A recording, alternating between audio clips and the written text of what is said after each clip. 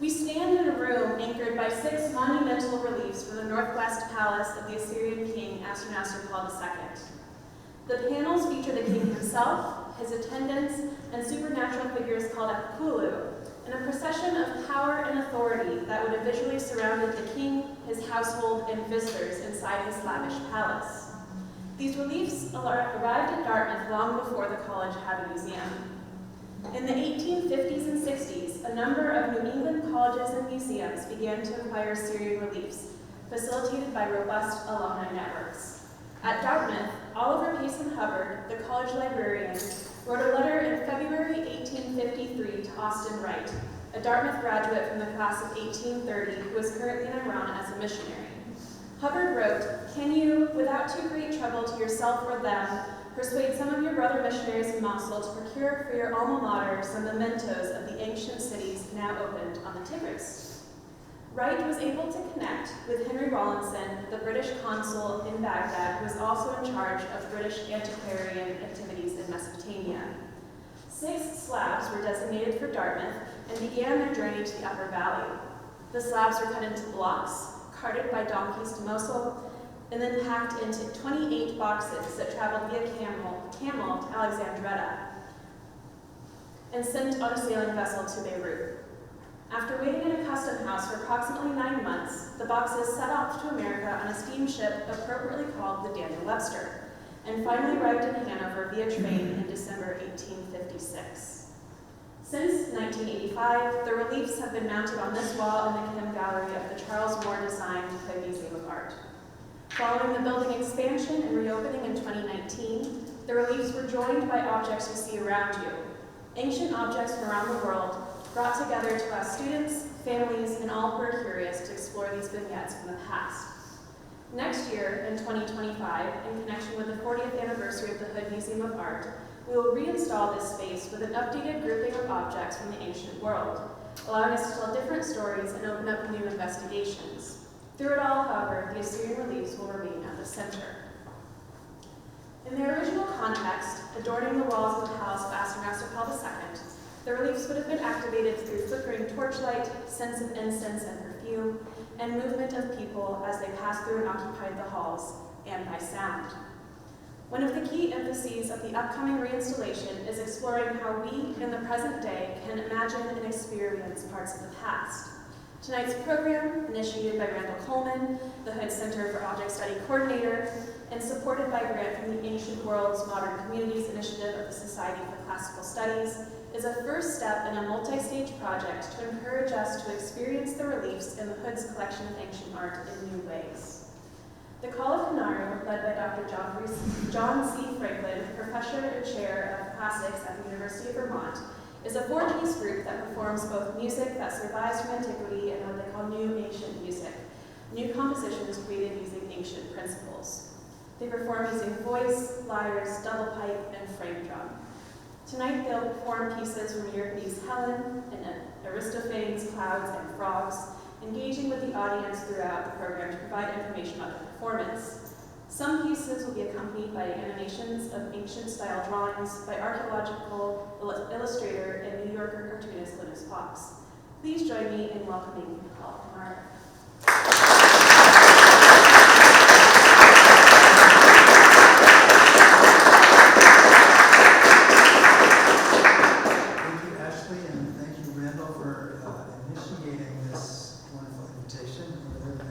Great to be here in this space, playing in front of these incredible 9th century BCE Assyrian palace reliefs. We have one of them at UVM also, right? Only one. There's one at Middlebury. I believe there's 7 at Williams, if I'm not mistaken. But anyway, they're sprinkled throughout New England. It's quite interesting. Amherst also has some. Mostly we'll be playing music tonight. We'll do a little bit of talking right at the beginning. The piece you just heard was the first poem of Sappho, Sappho I. It's a hymn to Aphrodite. It's likely to be the only surviving complete poem by Sappho. We sang it, Julia Irons in the middle, sang it in ancient Greek. We sang it to the original rhythms that are part of the poetic meter of the ancient Greek text. And we set the accents of the words to a melody that follows the conventions of accent melodization that can be observed in surviving fragments of notated Greek music, of which there are about 60. Many people don't know that there are any. We will play next one of those surviving pieces. First, I'd like to explain the name of our band. I've been asked to explain it. Kinnaru is the name of the lyre in the North Syrian dialect of ancient Semitic family. And it's the same word as kinnor in Hebrew, which is the instrument which King David plays and others in the Bible. In the 1950s, texts from the ancient Syrian coastal city of Ugarit, which was destroyed around 1200 BC, showed that there was venerated at this city the lyre as an object. The lyre as an object was venerated as a god within the pantheon of that city. So the divine lyre, the spirit of the instrument. And you see artist Linus Fox's imagination of this divine lyre on the right.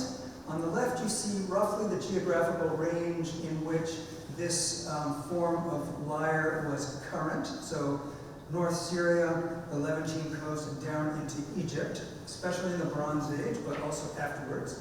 And this kind of instrument played in ensembles that scholars refer to as a Canaanite orchestra, although Syro-Levantine would probably be more accurate. These instruments consisted of lyres. In the center there, you see a Kinnaru form of lyre. A frame drum on the right. Greek, these were known as a tympanon or a tup in many different Semitic languages. And on the left, you see the double pipes, which in Greek were known as aulos, which Rachel Fickus on the end will be playing. Jamie Levis to my left, who I hope you agree looks great in his new headdress. He came up with that joke before the show started. New headdress that Rachel made him, playing the tympanon and other forms of frame drum. So this was a very common ensemble type in the ancient Near East for almost as long as we can trace it in the visual record, so going back to the early 2nd millennium. And it covers the complete sonic range of harmony, harmonic material from the lyre, rhythmic material from the drum, and the pipes provide chordal and melodic material. So it's even though it's only a small group, a trio, it does provide a lot of versatility.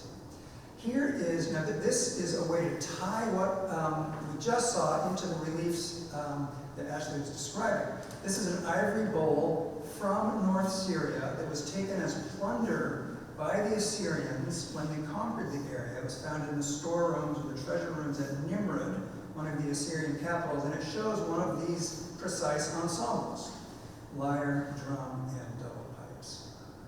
Moreover, in other palace reliefs, these two are from the British Museum, we see a variety of musical ensembles, and if you study the different forms of instrument and dress of the musicians, you can show that these different ensembles came from all around the periphery of the Assyrian Empire. So it appears to be the case that the Assyrian court liked to gather different forms of music at the capital in order to provide musical variety and also to showcase the fruits of their imperial conquests. So I've chosen two reliefs that show the Kinnaru lyre specifically. Now, Greeks and Greek speakers settled in this part of the world, Cilicia, Cyprus, and the Lebanese Syrian coast, at the end of the Bronze Age, and they came into contact with these musical traditions. And we see two images here from a famous set called the Lyre Player Seals, which have been found all over the Mediterranean, but they appear to have originated in Cilicia, which is in the corner, northeastern corner of the Mediterranean.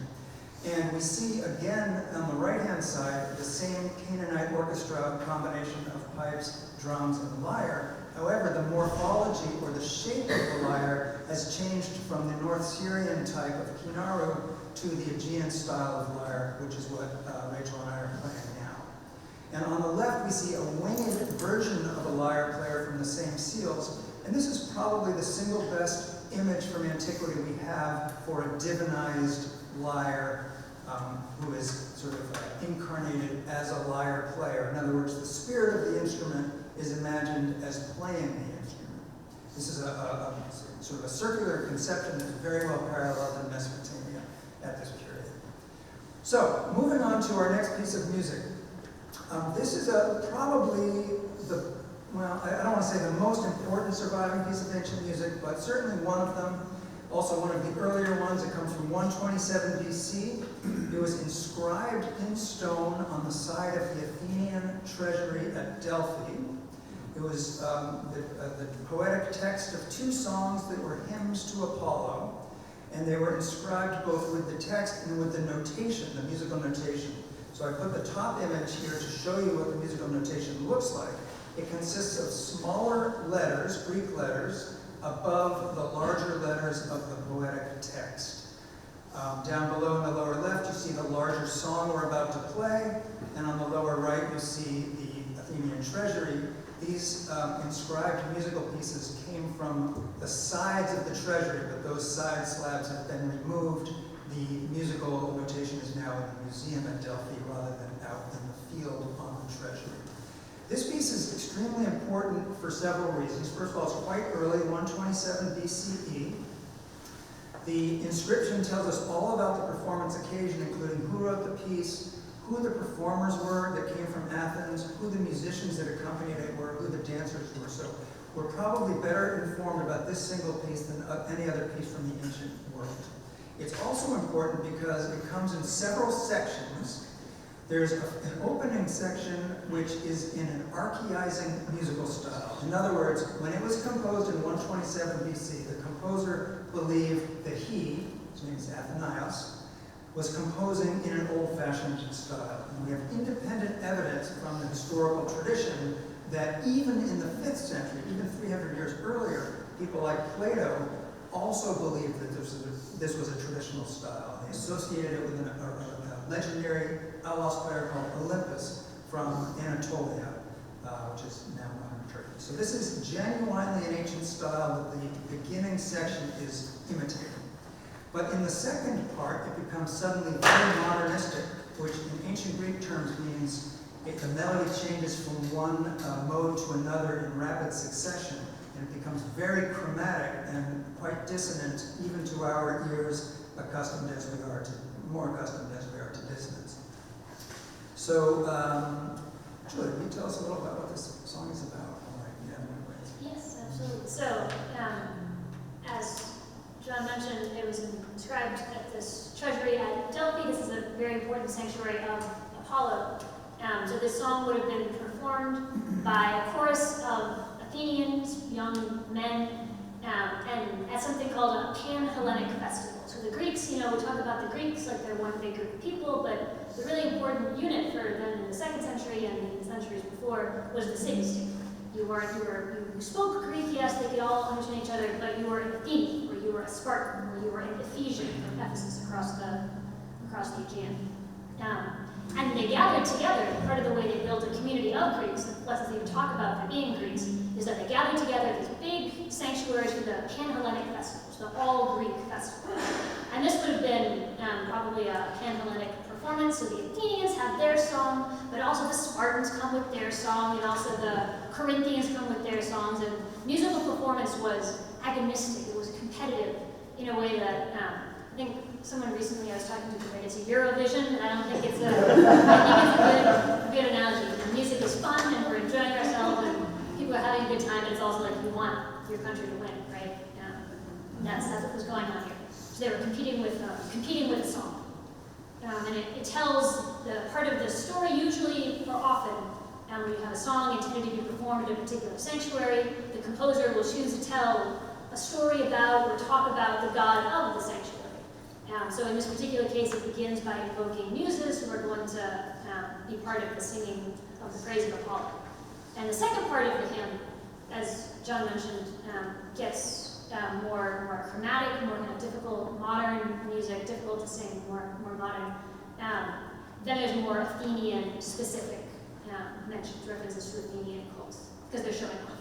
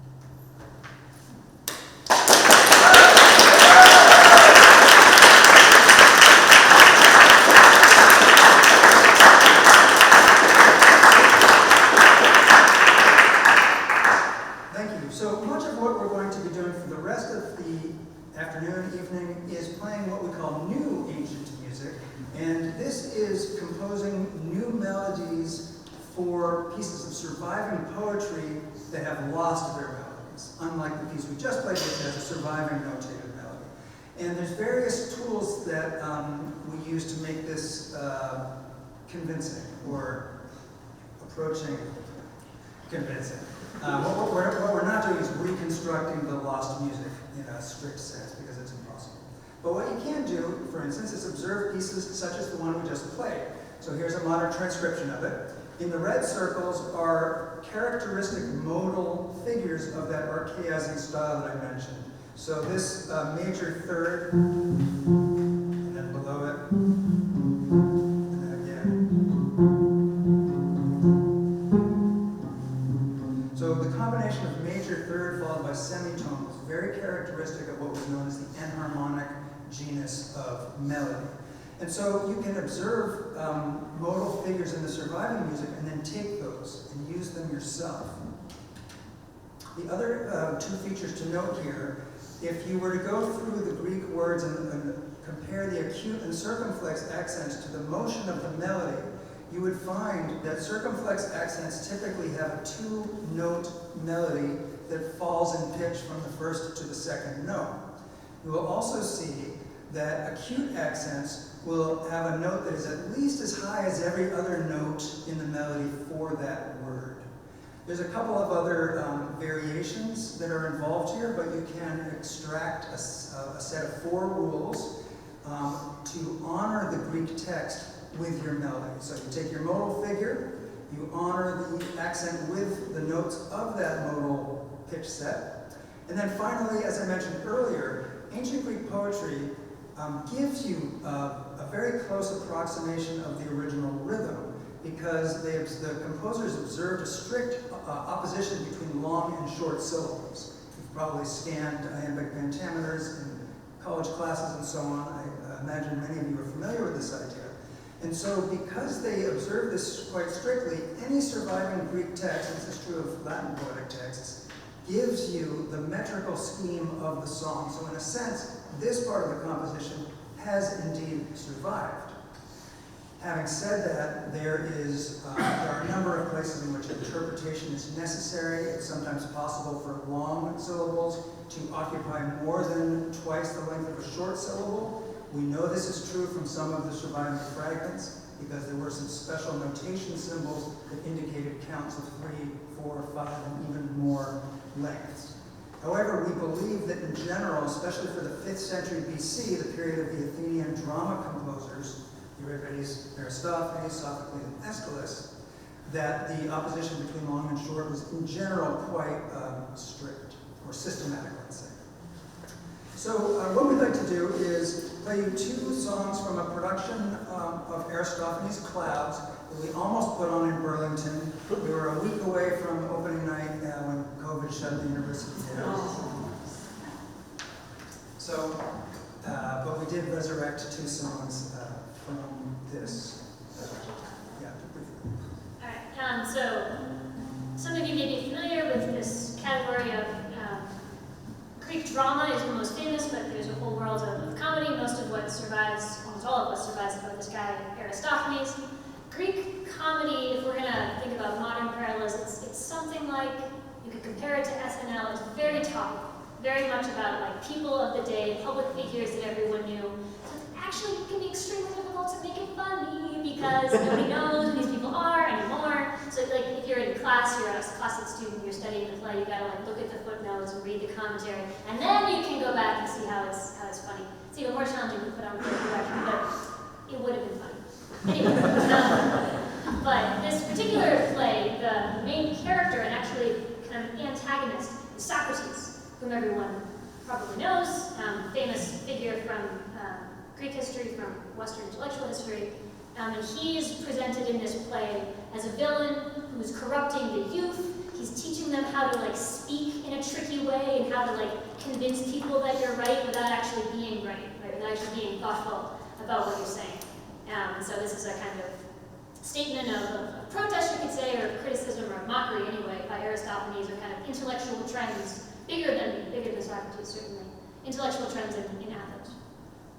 The first song we're going to do is the parados. So the parados of the play is when the chorus enters. Every play, drama, and comedy has a chorus. The chorus of this play are the clouds, the titular clouds. So this is also part of the critique. These new gods are being worshipped, not the good old gods like Zeus. No, like the clouds are going to be our helpers in this play. Socrates' helpers in this play. So we summon them in the parados.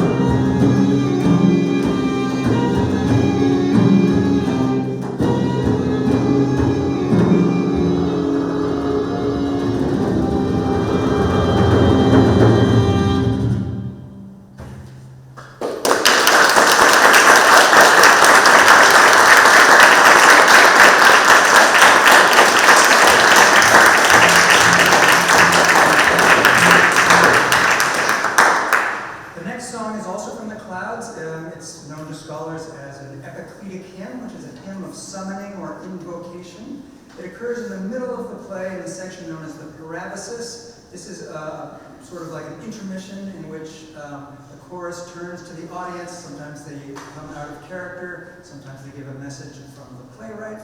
But there's also several songs typically within the parabasis between the speeches. This is one of them. And it's an invocation of 8 different gods. In the first half, it invokes some of the senior gods. Zeus, of course, you invoke Zeus first. Second. Poseidon is next, the brother that gets the realm of the sea. So, and one of the 2 patron gods of Athens, so you want to invoke him as well. Oddly enough, Ether comes next, I believe, which is not an Olympian god, but is appropriate to the play. This is one of the elements that the pre-Socratic philosophers were interested in. And then the sun, god of justice, sees everything. In the second half, the junior Olympians come. We start with Apollo, because in a musical setting, you want to start with Apollo to win his goodwill. You can't invoke Apollo without also calling on his beloved sister, who is Artemis. Yep. And then Athena is invoked, because Athena is the patroness of the whole festival and of the city itself. And then finally, Dionysus is invoked, and he serves as a bridge back from the intermission to the play itself, because of course drama is under the purview of Dionysus and took place during the Dionysian festivals.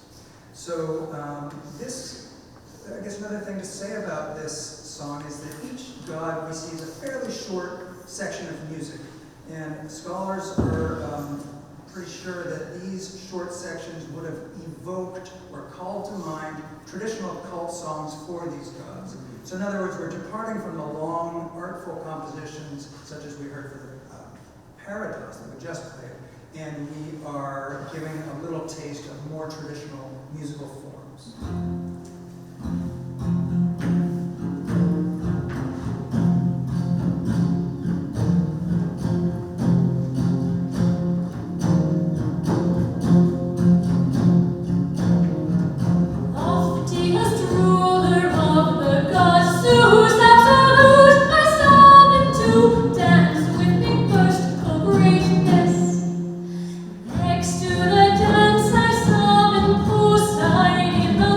She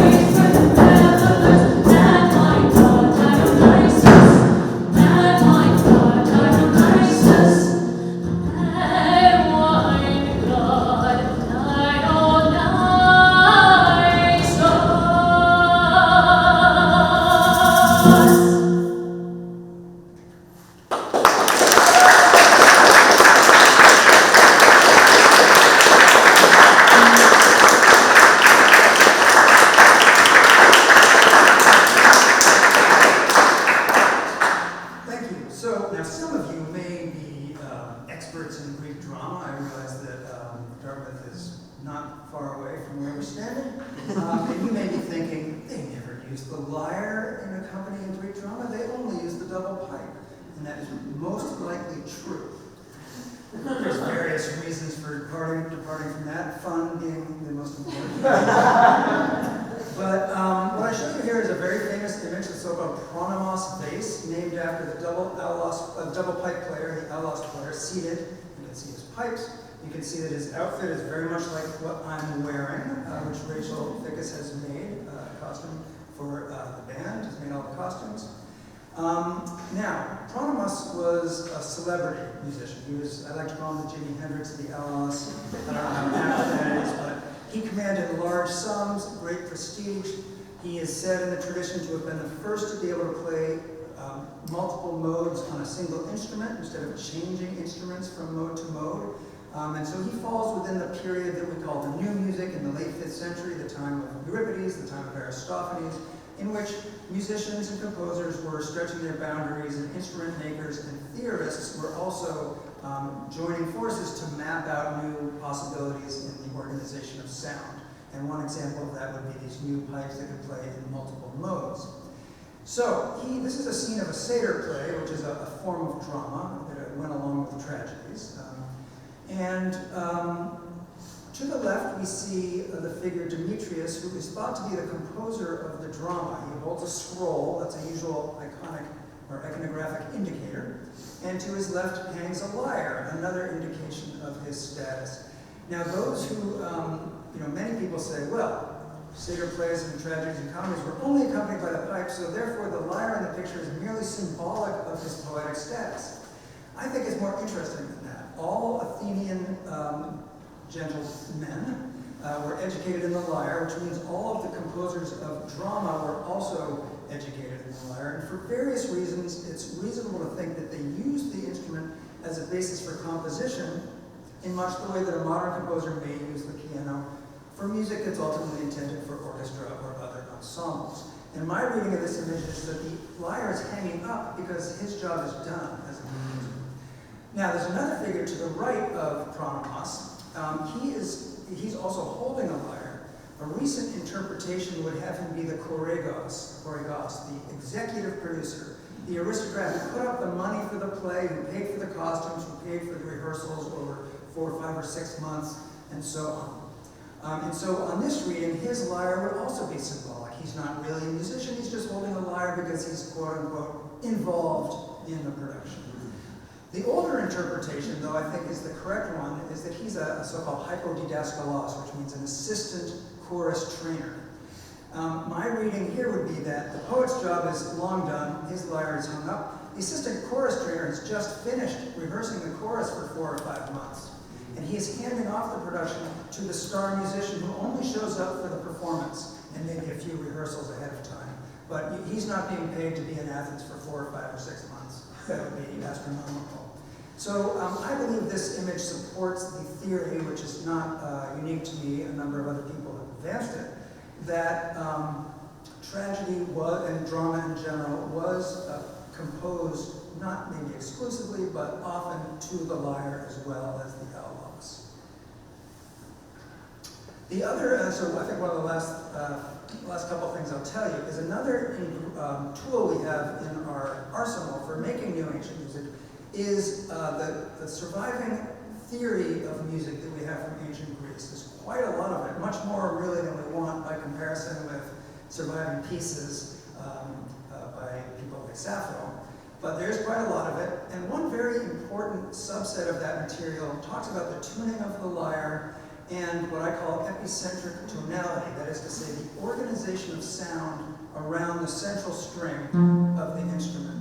We learn that all the strings are tuned to that central string, that all the strings take their tonal meaning by reference to that central string, that central string is the most frequently repeated in all good melodies, so that it serves as a kind of drone and or tonal center, and that whatever tuning you adopt on the lyre, the central string never changes, but the other strings change around it. And that's a very valuable set of facts for constraining your approach to the lyre as a composing tool. So when we're composing these new melodies, we'll typically start on the central string, we'll end on it, we'll come back to it a lot. It really helps narrow down the possibilities. And to tie it back to the larger Assyrian gallery here, because we've sort of discreetly transitioned from talking about the Near East to performing Greek and pseudo-Greek music, this tradition of epicentric tonality does, in fact, in my opinion, derive from Mesopotamian tradition. I argued for this in my doctoral research in 2002. And it's one of the most solid pieces of technical evidence or technical conceptions that we have connecting the Greek world to the Near Eastern world. Okay, so with that, we're going to move on to a suite of 5 pieces from Euripides' Helen. We were going to show you animations of art by Glynis Fox, as Ashley announced at the beginning. We've decided that the screen is too small really to do them justice, but I would encourage you, if you're interested in seeing them, and I could show you a bit of them at the end, if you search for Kinnaru on YouTube, Call of Kinnaru, you'll pull up our playlist, and there are a number of performances in which you will see a more immersive, huge screen experience. And I really encourage you to look at those because they illustrate the songs as they happen. Each musical phrase has an animated image that accompanies it, and it really helps bring to life the imagery of the song, which for an Athenian audience was, of course, very familiar. The references to the gods and the mythology was very familiar to the Athenians in a way that it is not to us. So it does help provide a visual story that would have been playing inside the Athenian imagination in a sense. But for now, we'll just continue with the music, and Julia will tell us a bit about this play. Yes, so the play is called Helen, and is indeed about the most famous Helen of them all, Helen of Troy. This was a very popular story in antiquity. Helen of Troy, of course, the whole Trojan War saga. People were fascinated then, just like they are now, with the question of something like cause or culpability. Helen left Sparta and her husband Menelaus. She ended up at Troy with Paris. Was she taken by force? Did she fall in love? Sappho tells us that we can't blame Helen because she was in love. People were interested in this question. And Euripides is one of those people who was interested. And he tells a story, and it's a story that is not the one that most people now or then would have been most familiar with. In his version of the story that he tells in this play, Helen never went to Troy at all. Instead, she was taken from Sparta and her beloved husband, beloved daughter, by the gods. Hermes transported her to Egypt. Egypt is kind of part of this mythical world, the world of the Trojan War story. And the goddess Hera created a phantom double, a total duplicate from the clouds. And it was this phantom double who went with Paris to Troy. So the whole war was fought to regain possession of the phantom double. And Helen, meanwhile, is sitting desolate in Egypt under the protection of the Egyptian king, who's like this virtuous man, Proteus. Okay, that's the whole war. Now the Trojan War's happened and it's ended, they sacked the city. Menelaus has Helen, so he thinks. He's trying to get home. But everyone probably knows that Odysseus, a different Trojan hero, had a very hard time getting home. It took him 10 whole years. Menelaus is right on track to match his record. It's been 7 years since the end of the Trojan War, and he's still trying to get from the northwest coast of Turkey to Sparta, the Peloponnese. Helen, meanwhile, has been waiting for 17 years for her husband to come get her, but she knows this whole war has been fought in her name, and she's devastated by this, because she's done nothing wrong. So the first song that we're going to perform is, again, the Paradox, the song in which the chorus enters. Helen she opens the play with a monologue, and then she receives the news from a shipwrecked sailor, a Greek sailor, who's just a soldier who's fighting the war, that Menelaus is lost at sea and presumed dead. And just like that, all of her hopes of rescue, 17 years of waiting, are up in smoke. Meanwhile, the Egyptian king that she was under the protection of has died, and his son is now king.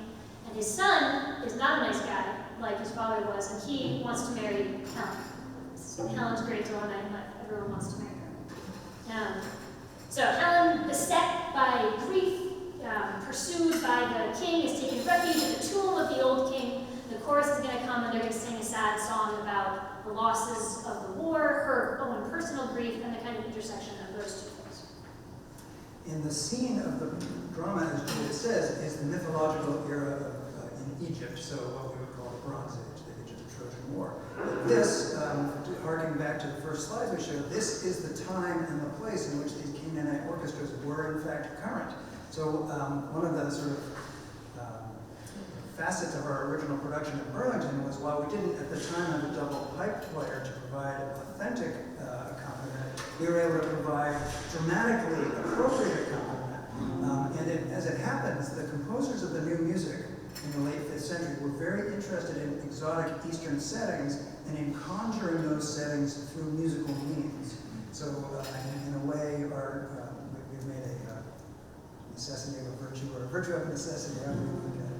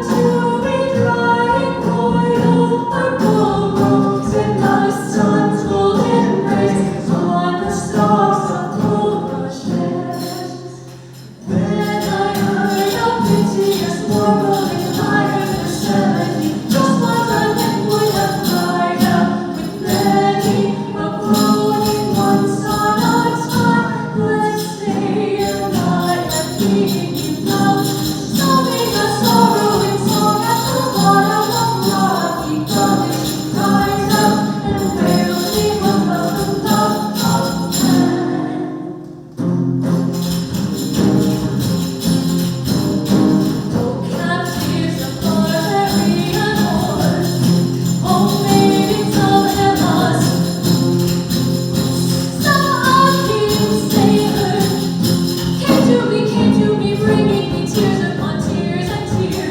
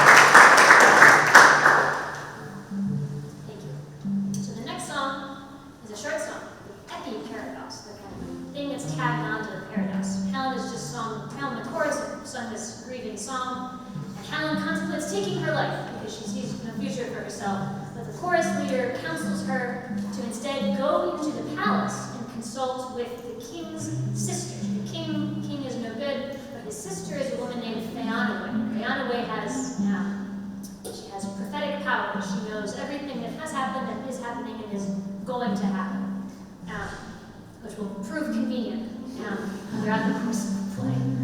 And Helen is advised to go seek counsel with her. She does, off stage, and she comes back on, she and the chorus come back on, singing a happy song, because Helen has learned from Kinnaru that Menelaus, far from being lost at sea, will instead arrive in Egypt very soon. And that she's soon to be reunited with him, and this is the song they sing to tell us what they've learned. It's very unusual in a Greek drama, in a tragedy or a comedy, for the chorus to leave the stage and then come back in. This is one rare example of that. A fundamental concept in ancient Greek music composition was the idea of the protos chronos, or the first time. That's the minimum time unit by which all the other rhythmic lengths are measured. So a long is two shorts. A short is the equivalent of the protos chronos. So you can imagine it as a sequence of shorts on top of which all the other values are laid geometrically, almost like a mosaic. And to bring this feature out, to make it more readily apprehendable, Rachel will be playing continuous short notes as a sort of drone. In fact, it is a drone. It'll be just on that middle string all the time and a fourth apart from it. And the rest of us will be laying the different length melodic phrases on top of it. So you can hear how they sort of slide back and forth against that underlying ground, almost like it's a piece of graph paper.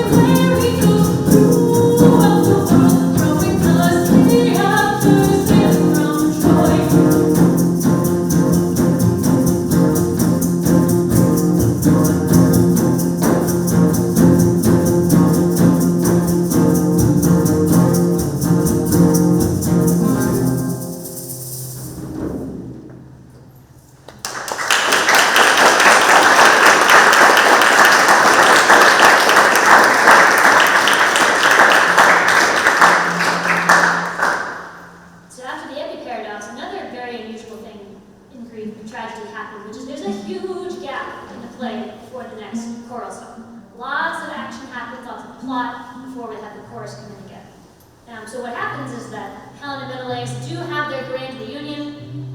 Helen tries to run into his arms. Oh my gosh, there's Menelaus. And Menelaus is like, who are you? Because he thinks he has his wife back on his ship. He thinks he captured Helen at Troy. So they have this amusing kind of, it's a little bit tragicomic depending on whether you think Helen's really sad. But I think she is, so it's kind of tragicomic. She's devastated. He's scornful. She's trying to convince him that she is really Helen. And he honestly doesn't believe her. He's about to walk away. Except then, one of his shipmates comes running over and says, Menelaus, the most amazing thing just happened. Your wife just returned to the clouds and told us that her work here was done. And then Menelaus is like, oh wow, you really are Helen. And I said, yes, I really am Helen. But it's fine. It's all fine. And they have a joyful reunion. They sing actually a reunion song, a duet. But then they have to figure out how they're going to come back together. Great. Helen's been, well, she hasn't been rescued, right? She's just been found. And there's a series of, again, quite comedic exchanges where Menelaus tries to solve all the problems by saying, maybe I can stick the king with a sword. And then Helen's like, no, it's not going to work. And so she coaxes him towards a plan that will work, her plan. And the plan is that they are going to convince the king that Menelaus has died. Menelaus will not reveal his identity. They'll convince him that the real Menelaus has died, and that they need to have a funeral at sea. The only way Helen can mourn her husband is that because he died at sea, those Greeks, the Egyptians, it is implied, will not know the Greek customs. The Greek custom is to have a sea burial. So you need to give us a ship, and you need to have all the sailor soldiers on it so they can perform the rites. And also you have to load it with treasure so that we can put it in the sea for the funeral. Okay. Spoiler, it is going to work, incredibly. So they come up with this plan, and they start to execute it. Helen pretends to be in mourning, and Menelaus pretends badly to be someone other than himself. And then you have the next choral song, finally, after all that has happened, or most of that has happened. And in this song, as in the one that will follow it, so this is called the first stassical, the first standing song, the chorus is going to perform. They will have been dancing. This song also returns to the theme of the Trojan War. Helen's personal losses kind of echoing or reflecting or bringing us back to the theme of the Trojan War losses. The women who lost their husbands, how it all could have been solved with words, but too late now, everyone's now under the ground at Troy. We do sing this song, or I sing this song in Greek, so we had that some of the earlier songs, and so this song you'll get a sense of what our new ancient music sounds like in Greek. I think we haven't yet mentioned that for these new ancient songs that we perform in English, the translations had to be done brand new for a number of reasons, and one of the reasons is because the English translation has to rhythmically match, syllabically match all the syllables of the Greek. So Professor Franklin John was talking about the constraints imposed by epicentric tonality on the composer, and how it's actually helpful to have constraints, otherwise, as writers and composers of all kinds know, you just spin out in a million directions. The constraint on the translators for this kind of translation is the rhythmic one, the syllabic one. So you can the melodic structure of each of these songs can be popped into English and Greek easily.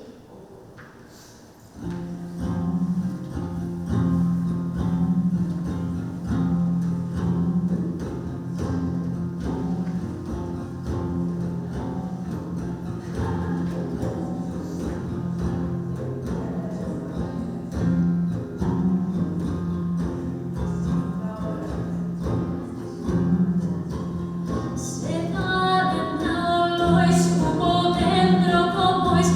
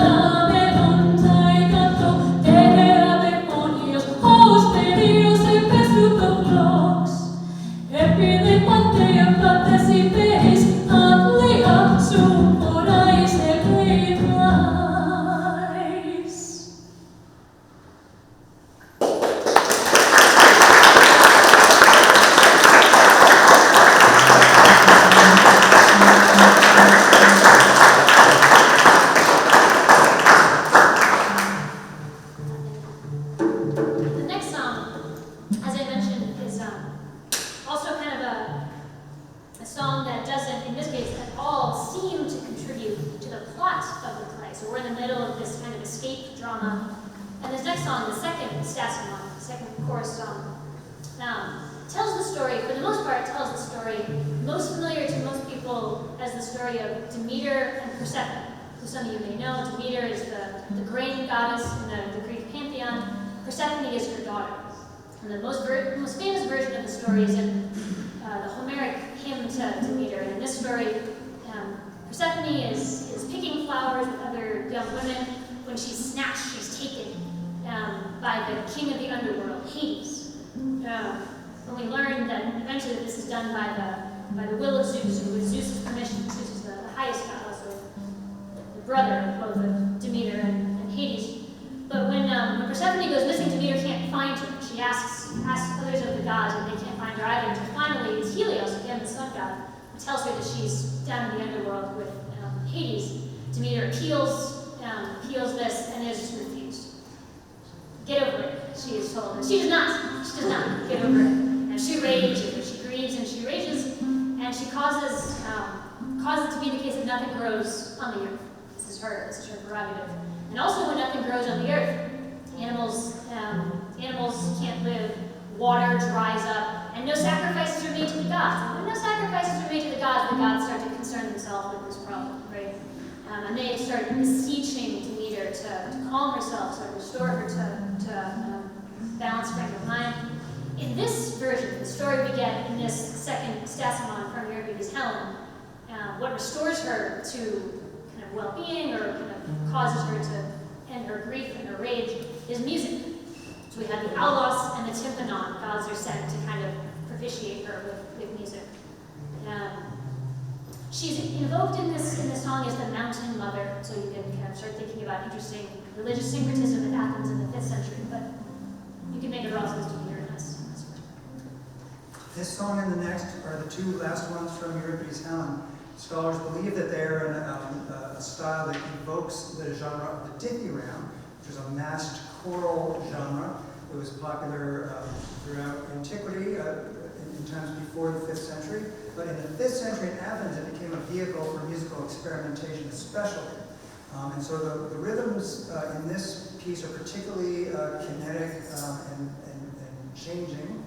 And in keeping with it being a piece of new music, as most scholars think it was, we have introduced a number of modulations in the style of that modernizing section of the very second piece we played earlier.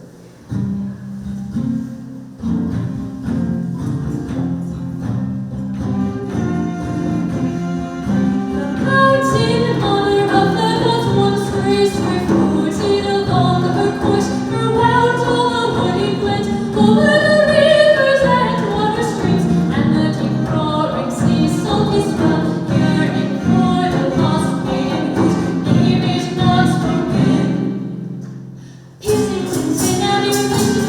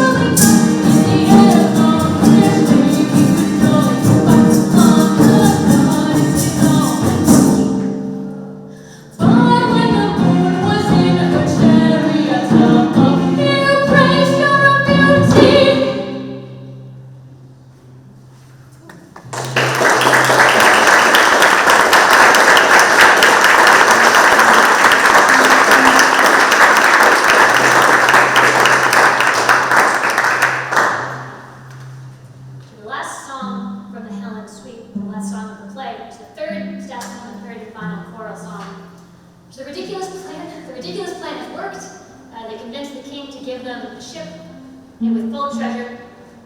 And we hear all about it from a messenger, common in Greek tragedy to have a messenger who relays a lot of information to the actors in the audience. Off stage, they threw off violently all the Egyptians who had come with them on the ship, and Helen and Menelaus are on their way home to Sparta. The chorus is still stranded in Egypt, but don't think about it too hard. And the king rages, but can do nothing.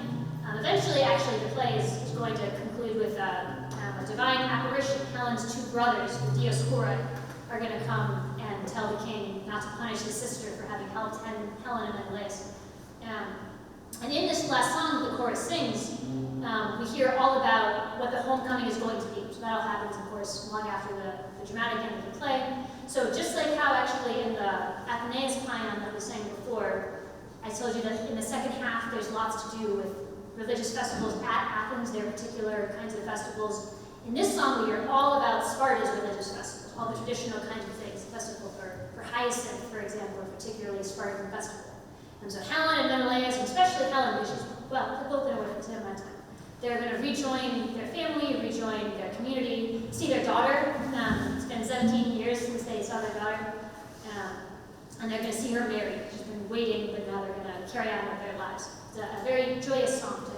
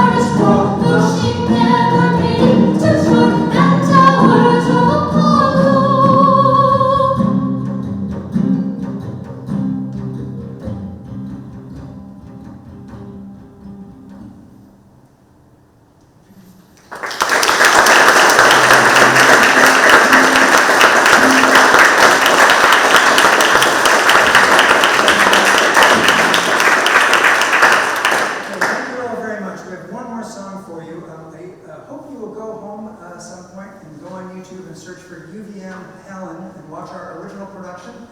Julia, who was our lead singer, did play Helen in that production, and Jamie was in the pit with me. Rachel was a high school senior and came to see the show with her family and then enrolled at UVM. So really that production was the origin of our band. It's a really wonderful production. There's also another version of it from the National Classics Conference a couple years later. And there you can see the whole story played out with as much comedy as we could squeeze into the tape from it. So I think you have to turn the volume up pretty high, but I think it's a really good production. We'd like to finish with one more ancient piece. This is by Mesamides. He was the court Kitharode or Kithara singer. There's a picture of Heracles playing the kithara here, probably at the Panathenaic Festival. You can see that he's mounting a bema or a performing platform.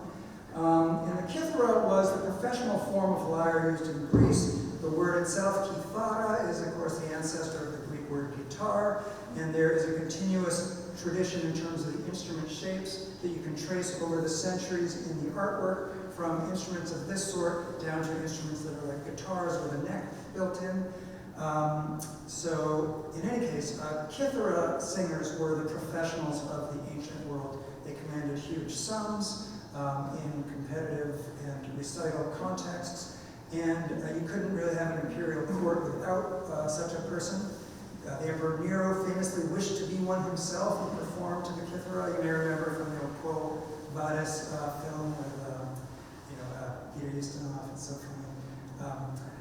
Anyhow, this is a piece by Mesamides, and we have a handful of his poems, actually more than a handful of his poems, but we have a handful that have music notation with them.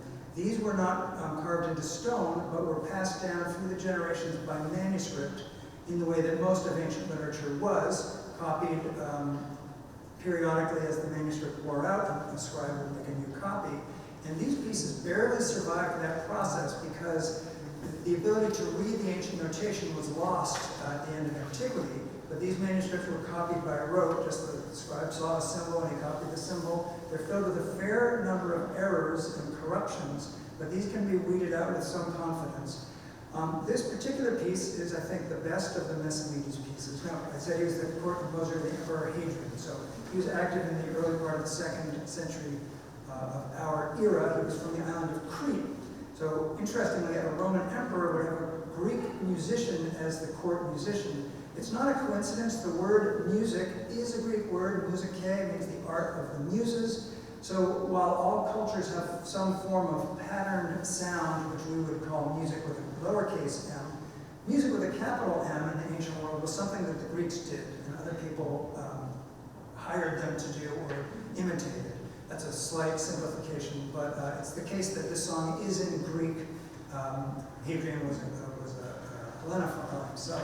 This is a hymn to the goddess Nemesis, the goddess of divine retribution. So anything you may have done wrong in your life, eventually you, or possibly an ancestor, a descendant, will eventually have to pay off Nemesis. And so this is a hymn which I suppose propitiates Nemesis in hopes of keeping her at bay.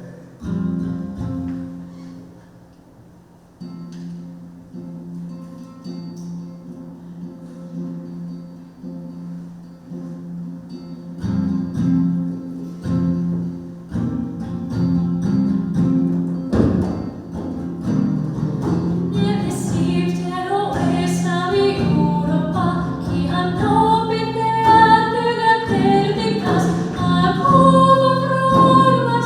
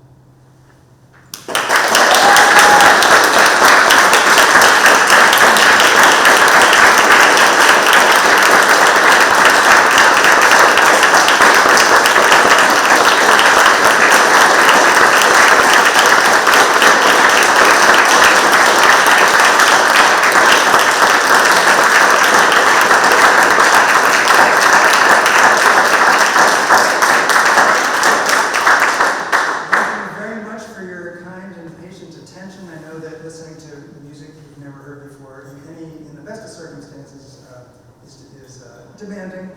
Some of this music is pretty strange, and we're constantly wrestling with the replica instruments to keep them in tune, and so on. But I hope that you have heard a few actual ancient pieces. That's exciting. And I hope that for some of the dramatic songs that we set to new music, you may have a new appreciation when you're reading tragedy or comedy for how these long choral odes actually unfolded as music in real time, as opposed to, for instance, when you read it in the classroom, and you might spend 2 weeks working your way through one ode, and it's extremely slow and painstaking, and or you learn to scan the meter, and you recite it, in a big awkward group, and you think, what's the point of all this? So it really does turn itself into music, which is what it originally was, and I hope that's, for me, that's one of the biggest takeaways of this experimental archaeology. So we'll be happy, people have any questions, we'll be happy to do a few of that. If you need to leave, don't feel like you'd be rude, but any questions? Or one here and then one in the back. Yes, ma'am? Yeah, I wanted to ask about the origin of that instrument. Okay, so there's a large industry now of people making replica ancient instruments, lyres and double pipes in particular, but other ones as well. This one comes from a craftsman in Italy named Marco Sciascia. A lot of people now, if you go on social media, you'll see playing instruments from a workshop in Thessaloniki called Luthieros. They play well, they're well built, but they can crank them out pretty fast by taking a few shortcuts, including modern tuning pegs here, which means that you are stuck with the string spacing they send you. The more authentic tuning system that Marco uses here, using pegs, allows you to space the strings however you want. It does make it a little more fiddly getting it in tune. This is not a real turtle shell. It's fiberglass, but it is real goat skin, wooden arms. There's a pickup here. One of the issues, of course, is they didn't have amplifiers in the ancient world, so you might think, why would we need them? But this is very much trial and error. People are making replicas and improving on them. So that's this instrument. You want to hear about the double pipe from Rachel, maybe? This double pipe was made by a craftsman in Toronto, Robin Howell. This is a replica of an instrument that's held at the Louvre. It's kind of like playing 2 oboes at once, and it's pretty difficult to keep it in tune, especially in different weather situations. Right now, this room is very dry, so I was having to work a lot to keep the reeds open and sounding. So it's kind of tricky to play, but it does have a distinctive sound, and it adds a lot to this kind of reproduction. And these frame drums are still played in many parts of the Middle East, Egypt, Central Asia. So it's possible, these are modern, you can get it from Remo for not that much, $40 or something. Yes, in the back? I was also going to ask you to speak about instruments, so I guess I'll get more specific. I'm curious about the pick that you're playing with, Yeah. or perhaps that you're both playing with. And I was also curious about the percussion instrument that you were like. It almost looked like a triangle. Yes. They were banging against your thigh. Yes. Yeah, I just would love to hear more about each of those. Okay, so this is a plectron, a pick, or a plectrum, if you Latinize it. This one is made out of bone. You can see it has a curvature that was unintentional. After Marco finished it, it's gradually started torquing, but it doesn't seem to matter too much. It gives you more brightness and volume from the strings. In fact, I think it wears the strings out a bit. Marco said, no, impossible, these are nylon gut strings, but we think that this has definitely deteriorated the resonance of the strings.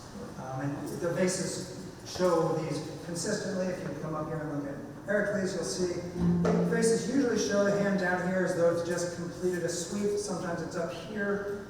We do know that they had other techniques besides simply strumming. I don't do much more than strumming, but again, you can go on YouTube, Google ancient lyre, Michael Levy, Nikos Xanthoulis, a number of other virtuosos will show you the wider range of techniques possible with the instrument. And this is called a sistrum. It's an Egyptian instrument, so in that sense appropriate to the Egyptian setting of the song in which we're using it.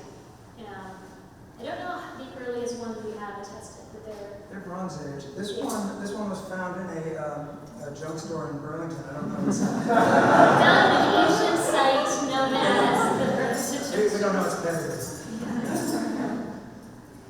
Yes. For the pieces that you play based on surviving fragments of notation, is there any indication of tempo, or have you come up with that?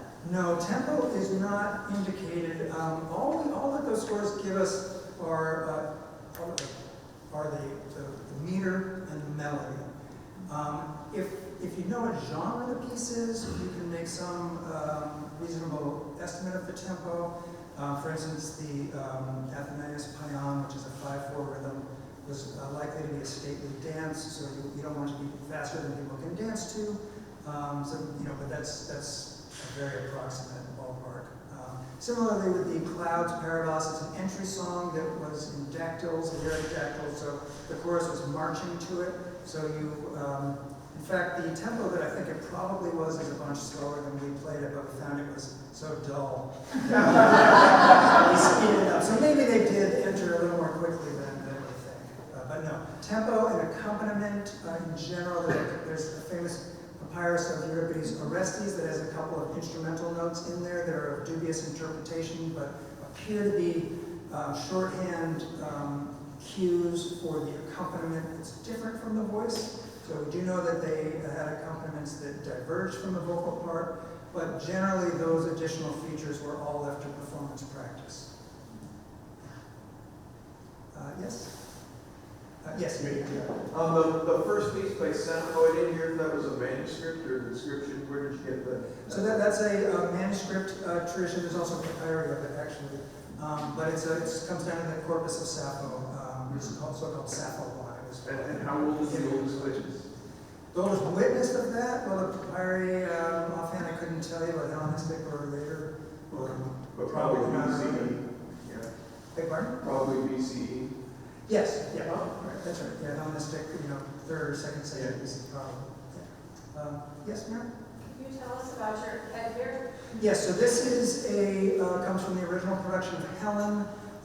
One of the Assyrian reliefs showing a Kinnaru player has a feathered headdress like this. It's also shown in the Egyptian reliefs of Ramses III as a headdress worn by the so-called sea peoples that have been in the news a lot again lately. They were in the news a lot in 1177 BC. And then Eric Klein published his book, best-selling academic book a few years ago called 1177 BC, the year civilization collapsed. And so the character of Teucros, it's one of the Greek heroes coming back from Troy, but he was the brother of Ajax. His father exiled him when he came home for not avenging his brother's death. And so he emigrated to the east and he founded the city of Salamis on Cyprus. And so we thought he's basically a sea people. The sea peoples are Aegean groups that migrated to the eastern Mediterranean at the end of the Bronze Age. And so he's got one of these sea people's hats. The pictures show the feathers sticking straight up. But these chicken feathers just kind of I kind of like the way it looks. So that's the story there. Well, if there aren't any other questions, we do have a reception out in the atrium. You're welcome to join us. We thank again our wonderful group for